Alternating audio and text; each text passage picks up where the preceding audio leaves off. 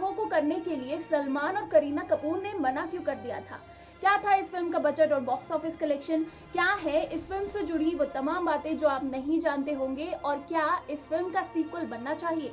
Hello friends, मैं हूं सोनिका जुयाल, आप देख रहे हैं बॉलीग्राफ स्टूडियोज और आज बात करेंगे कल हो ना हो के बारे में, जो साल 2003 में रिलीज हुई थी और इसमें शाहरुख, प्रीति जिंटा और सैफ अली खान लीड एक्टर्स के तौर पर नजर आए थे। और इस फिल्म का डायरेक्शन किया था निखिल आडवाणी ने और ये निखिल की पहली डेब्यू फिल्म थी। इसके बाद उन्होंने कई सुपरहिट फिल्में दी जैसे सलाम नमस्ते, बाटला हाउस, पटियाला हाउस, ये तमाम ऐसी फिल्में थी जिनका उन्होंने डायरेक्शन किया और ये भी सुपर डुपर हिट रही। और इस फिल्म की स्टोरी लिखी थी करण जौहर ने और इसे प्रोड्यूस किया था करण जौहर और उनके पिता यश जौहर ने मिलकर। दोस्तों, इस फिल्म में कुल मिलाकर 7 गाने थे और सातों ही गाने नई फ्रेशनेस के साथ आए थे और लोगों को बहुत पसंद आए थे। खासकर फिल्म का टाइटल ट्रैक कल हो ना हो लोगों को बहुत ज्यादा पसंद आया था और इस गाने ने लोगों को बहुत ज्यादा इंस्पायर किया। और इसकी लाइंस भी कुछ ऐसी थी, जिंदगी का कोई भरोसा नहीं है, इसीलिए जो है समा जी भर जियो, कल हो ना हो। तो इस गाने की जो ये लाइन थी लोगों को बहुत ज्यादा इंस्पायर करती है और जब भी लोग डिप्रेस्ड होते हैं इस गाने को सुनते हैं तो एक मोटिवेशन जरूर मिलता है लोगों को इस गाने से। इसके अलावा इसमें it's the time to disco था, माही वे था, ये सारे ही गाने सुपर डुपर हिट थे और इन्हें गाया था सोनू निगम ने, अलका याग्निक जैसे कलाकारों ने, और सोनू निगम को इसके लिए बेस्ट सिंगर का भी अवार्ड मिला था। तो चलिए अब बात कर लेते हैं इस फिल्म के बजट और बॉक्स ऑफिस कलेक्शन की। तो इससे 28 करोड़ में बनाया गया था। इंडिया में इसने 38 करोड़ की कमाई की और वर्ल्ड वाइड कमाए थे 86 करोड़ रुपए, यानी उस वक्त ये हिट फिल्म रही। और साल 2003 प्रीति जिंटा के लिए भी बहुत लकी साबित हुआ क्योंकि उनकी 2 फिल्में टॉप 2 पर थी। पहले नंबर पर थी कोई मिल गया और दूसरे नंबर पर थी कल हो ना हो। और साल 2003 में तीसरे नंबर पर थी सनी देओल की द हीरो, चौथे नंबर पर थी लगे रहो मुन्ना भाई और 5वें नंबर पर थी बागवान। और इसे 400 स्क्रीन्स पर रिलीज किया गया था और 8 पॉइंट की IMDb रेटिंग भी मिली थी। तो चलिए अब इंटरेस्टिंग फैक्ट्स की बात करें तो इस फिल्म को न्यूयॉर्क में शूट किया गया था। ज्यादातर जो इसके शूट्स थे वहीं हुए थे और करण जौहर ने यहाँ का ही प्लॉट रखा था। वो चाहते थे कि फिल्म के सभी शूट यहीं पर हो। इसके लिए 1.5 महीने करण जौहर न्यूयॉर्क में रुके, वहाँ के लोगों की लाइफस्टाइल को देखा, वहाँ कैसे बातचीत करते हैं, उनके बोलने का ढंग देखा, ताकि फिल्म में वही डीपनेस, वही गहराई वो ला सके। और इसके अलावा वो इंडिया के लोगों से भी मिले जो वहाँ रह रहे थे और इसीलिए करण जौहर की जो ये फिल्म थी उसमें बहुत ज्यादा बारीकी से हर चीज दिखाई गई थी।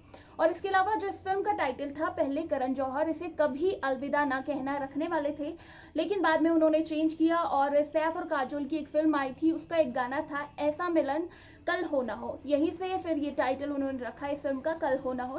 लेकिन बाद में फिर से उन्होंने एक फिल्म बनाई जिसका नाम रखा कभी अलविदा ना कहना और ये भी सुपर हिट फिल्म थी। इसमें भी शाहरुख और प्रीति जिंटा नजर आए थे। तो इस फिल्म की कास्टिंग के बारे में बात करते हैं। इस फिल्म के जो लीड एक्टर थे उसके लिए तो शाहरुख का ही नाम करण जौहर के दिमाग में था, लेकिन जो सैफ और प्रीति वाला किरदार था वो करीना और सलमान को ऑफर किया गया था। लेकिन सलमान ने कुछ कुछ होता है में भी शाहरुख के साथ ऐसा साइड कैरेक्टर प्ले किया था, इसीलिए इस किरदार को करने से उन्होंने मना कर दिया। इसके अलावा करीना कपूर भी चाहती थी कि इस फिल्म के लिए उन्हें ज्यादा पैसे ऑफर करे करण जौहर, और करण ने उनकी फीस नहीं बढ़ाई, इसीलिए पू ने भी यानी करीना ने भी ये फिल्म छोड़ दी। लेकिन बाद में जब ये फिल्म सुपर डुपर हिट हो गई तो करीना कपूर को बहुत ज्यादा पछतावा हुआ और उन्हें तब जाकर ये महसूस हुआ कि कुछ फिल्में ऐसी होती हैं जो हमेशा के लिए लोगों के बीच यादगार रह जाती हैं और ये ऐसी ही फिल्म थी।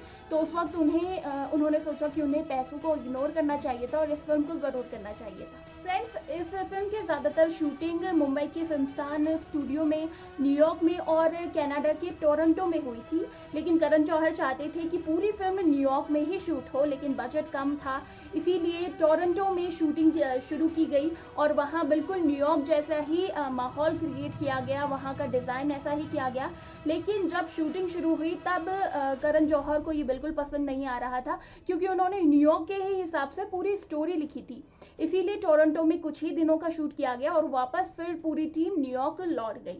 और इसके बाद न्यूयॉर्क में भी कुछ ऐसा घटित हो गया था जिसकी वजह से जो शूटिंग थी वो रोकनी पड़ी। दरअसल उस वक्त न्यूयॉर्क में 14 से 28 अगस्त 2003 के बीच ब्लैकआउट हो गया था। ये एक बहुत बड़ा ब्लैकआउट था और इसमें 14 दिन तक लाइट चली गई थी और इस ब्लैकआउट को नॉर्थ ईस्ट ब्लैकआउट भी कहा जाता है। तो इस दौरान भी शूटिंग रुक गई थी और फिर वापस आके मुंबई में 50 दिन का शूट किया गया फिल्मिस्तान स्टूडियो में।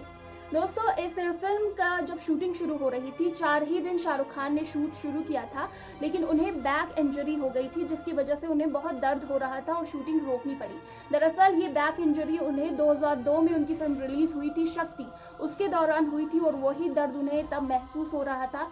लेकिन करण जौहर ने भी डिसाइड किया जब शाहरुख बिल्कुल ठीक हो जाएंगे तभी इस फिल्म की शूटिंग की जाएगी, इसीलिए 6 महीने तक इस फिल्म की शूटिंग रोक दी गई और 6 महीने तक ये फिल्म डिले की गई और बाद में इसका शूट किया गया और 2003 में जाकर इसे रिलीज किया गया। दोस्तों, इस फिल्म में एक सीन है जिसमें प्रीति जिंटा, स्टार्टिंग का ही ये सीन है जिसमें प्रीति जिंटा को भगाते हुए दिखाया जाता है। वो मॉर्निंग वॉक करती होती है, जॉगिंग करती होती है और इस वक्त उनके पैर में चोट लग जाती है।